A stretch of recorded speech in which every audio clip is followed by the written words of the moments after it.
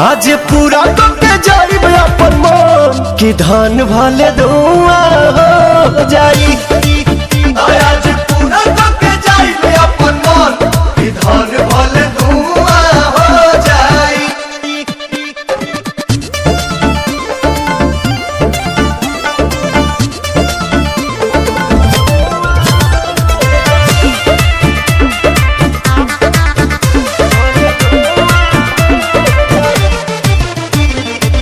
ऐसे देखई बुझे हवा ब्रिज के धा दे हब गीज के चोली के चीज के। अरे के बचो तुमी अरे तोरी माँ हाल नाच देखे आइल बारो देख बैठ के ढेर जोनी बोलो बाबू हम साइट के जाता अब ही टाइट बाजा माने पाछे पुबा हो जाई।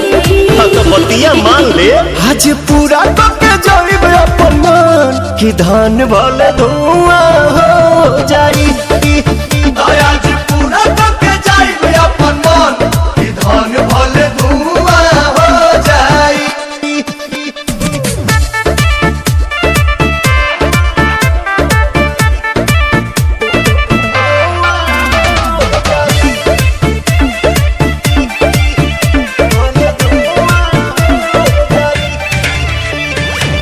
लागेलू फाइन साइन तहरे पेज पा पवन के संगे मैनेज करो सेज पा चल होगे।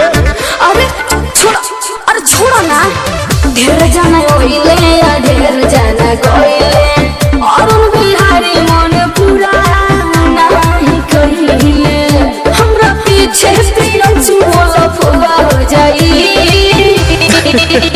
आज पूरा करके जाइब अपन मन कि धान भले धुआं हो जाई।